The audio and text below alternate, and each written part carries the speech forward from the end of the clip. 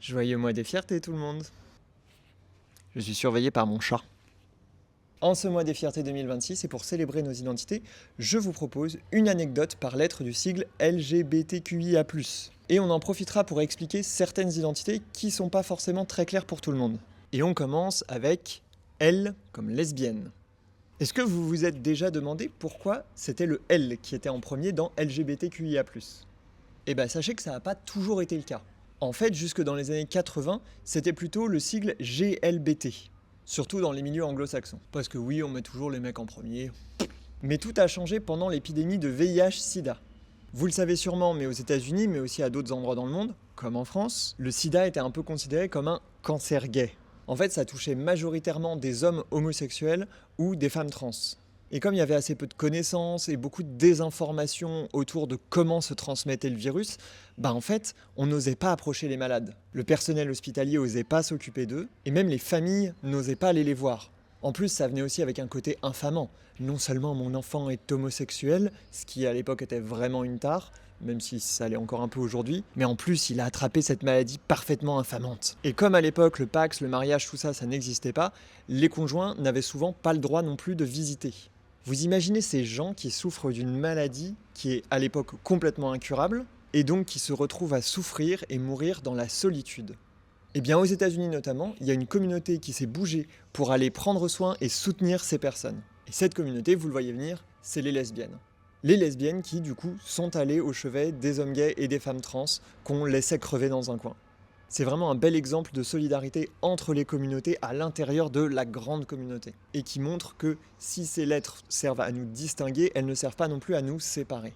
Et donc, en l'honneur de ces femmes qui ont fait le boulot que personne ne voulait faire, le L est en premier dans le sigle.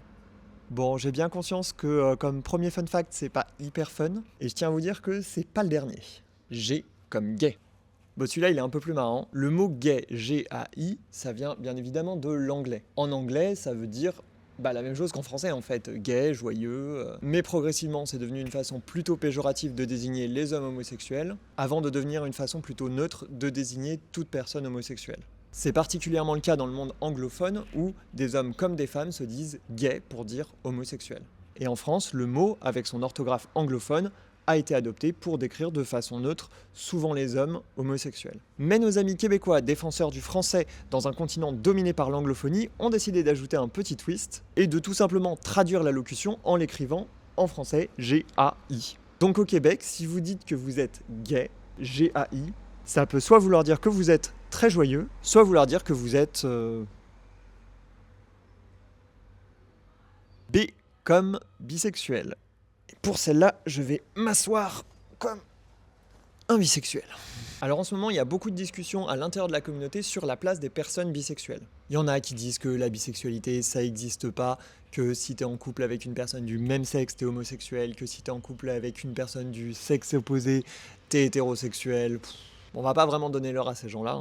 La bisexualité, ça existe. Les bisexuels subissent les LGBTQIA+ phobie comme les autres. Et en plus de ça, on subit aussi une biphobie intracommunautaire. Bref, je vais pas développer là-dessus, il y a plein de sources super intéressantes. Mais il faut bien comprendre que la bisexualité, c'est pas une phase, c'est pas une lubie, puis c'est pas non plus une question de pourcentage. Et en fait, fun fact, les personnes bisexuelles représentent la majorité des personnes queer. En fait, il y a des études qui ont montré que un peu plus de la moitié des personnes qui s'identifient comme LGBTQIA+, s'identifient comme bisexuelles. Et en fait, l'autodétermination, c'est ça qui compte. Il n'y a pas de question de bisexuel pratiquant, pas pratiquant.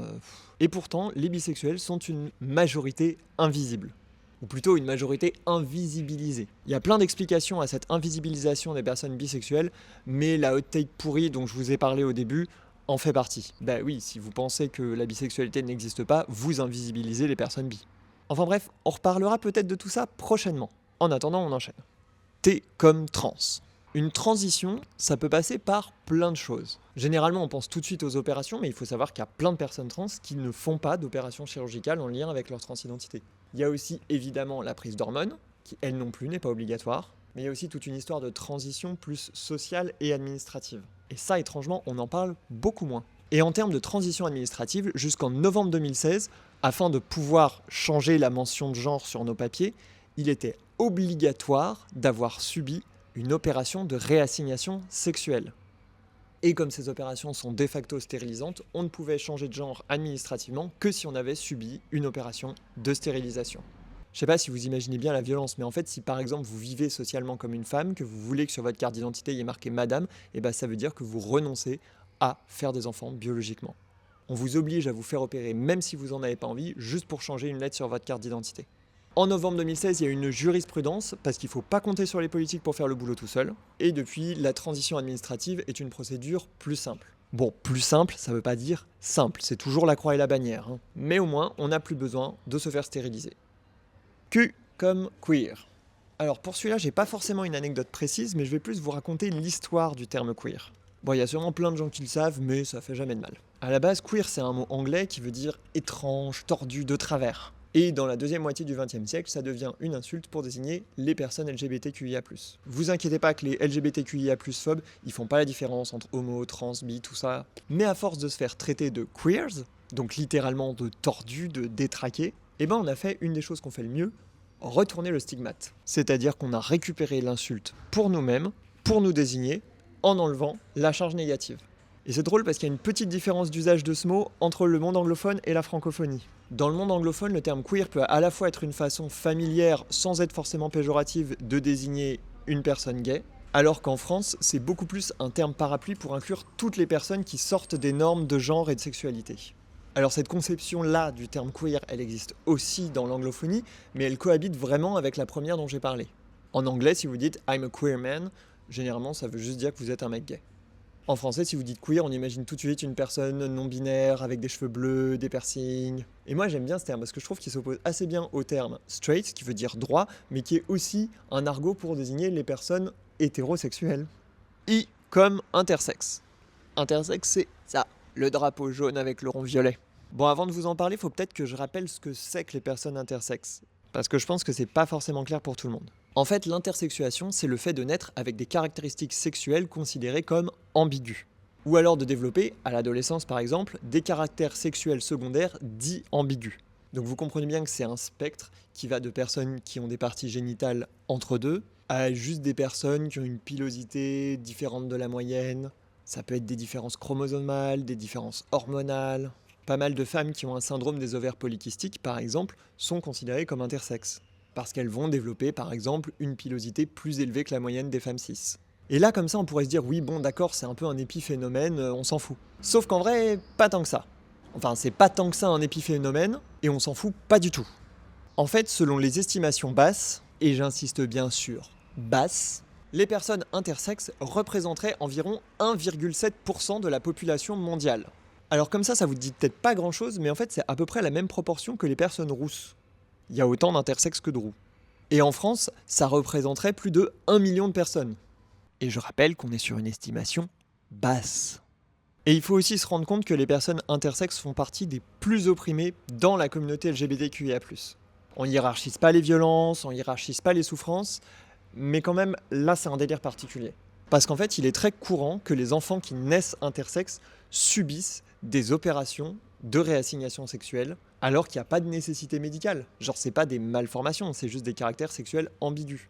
Et souvent, ces mutilations sont faites sans l'accord des parents ou alors en ne les informant qu'à moitié. Et bien évidemment, beaucoup de personnes intersexes expriment, à l'âge adulte, le regret d'avoir subi ces opérations alors qu'elles ne pouvaient juste pas donner leur consentement. Et bon, on pourrait se dire que ceux qui invoquent la protection de l'enfance dès que des drag queens lisent des contes à des enfants pourraient se saisir du sujet, parce que c'est un délire quand même. Mais non, eux, le fait qu'on mutile des bébés pour maintenir une binarité de sexe complètement artificielle, ça les dérange pas apparemment. A comme asexuel. Bon là, ça va être marrant parce que je vais parler de l'asexualité. L apostrophe asexualité.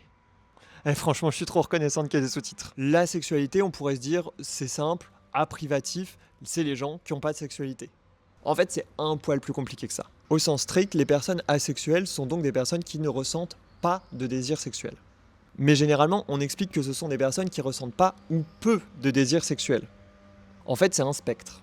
Les personnes asexuelles, ou ace pour les intimes, peuvent ne pas du tout ressentir d'attirance sexuelle, ou significativement moins que la moyenne, mais il y a aussi des personnes asexuelles qui pratiquent une sexualité seulement avec beaucoup de conditions. Beaucoup plus de conditions que la majorité des gens. Et attention, être asexuel, ça ne veut pas dire que vous ne pouvez pas être en couple. Il y a plein de personnes asexuelles qui ont des relations de couple tout à fait épanouies. En fait, faut pas se dire que les personnes asexuelles sont cassées ou frigides ou quoi que ce soit. C'est juste que leur rapport à la sexualité est différent de celui de la majorité des gens. Et c'est pour ça qu'elles ont pleinement leur place dans notre sigle.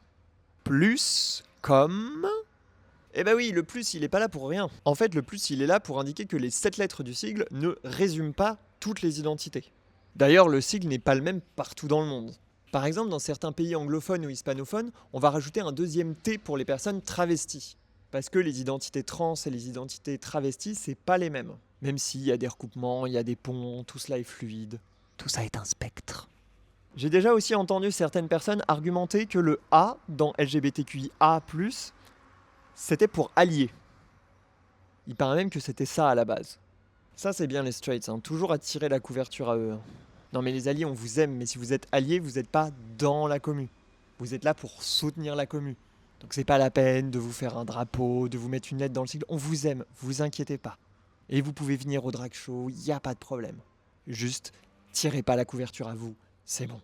Laissez-nous avoir des trucs un peu quand même, s'il vous plaît. Lol, la caméra elle s'est coupée quand je parlais des alliés. On me censure. J'ai déjà vu aussi des sigles dans lesquels on rajoutait un P pour pansexuel. Mais en fait, on considère de plus en plus que pansexuel, c'est un quasi-synonyme de bisexuel. D'ailleurs, on parle aussi souvent de communauté bipan. Donc au final, on l'a pas gardé parce que ça faisait un peu doublon. Ça fait tellement doublon que dans mon texte, j'ai marqué « On rajoute parfois un P pour pansexuel, mais certains trouvent que ça fait doublon avec pansexuel ». J'ai marqué 2 fois pansexuel au lieu de marquer pansexuel, bisexuel. Comme quoi, c'est vraiment la même chose. Allez, c'est parti, le débat. Dans la vidéo, j'ai employé l'expression de terme parapluie. Un terme parapluie, ça décrit assez bien ce que c'est. En fait, c'est une notion assez large qui va donc recouvrir plein de réalités différentes. C'est le cas par exemple du terme queer, mais c'est aussi le cas du terme trans. En fait, dans les personnes trans, vous avez autant des personnes qui vont faire une transition médicale, une transition administrative, mais à la base, trans, ça veut juste dire qu'il ne se reconnaît pas dans le genre assigné à sa naissance. Donc en fait, vous avez aussi des personnes trans qui ne transitionnent pas. Et dans les personnes trans, on retrouve notamment les personnes non-binaires. Non-binaire qui est aussi un terme parapluie. Parce que dans les non-binaires, vous avez les gender fluides, les agenres, les demi-boys, les demi-girls. C'est... Les identités queer, c'est un rabbit hole, vous avez pas idée. Il y en a plein que je connais pas bien. Hein. Et enfin, pour terminer, certaines et certains voient dans le plus de LGBTQIA+, une référence possible aux personnes séropositives. Séropositive, plus, vous l'avez ? Et oui, parce que l'épidémie de VIH-Sida est un élément crucial de notre histoire. Qu'encore aujourd'hui, la lutte contre les LGBTQIA+ phobie ne peut pas se faire sans lutte contre la sérophobie. Donc on rappelle, les personnes séropositives ne sont pas sales, une personne séropositive sous traitement ne transmet pas le virus, indétectable égale intransmissible, I égale I, et qu'en fait le meilleur moyen de stopper l'épidémie, c'est de se faire dépister. Voilà, j'espère que ces petites anecdotes et ces petites définitions vous ont plu, et du coup, bon mois des fiertés à tous, et à bientôt dans le vaste monde.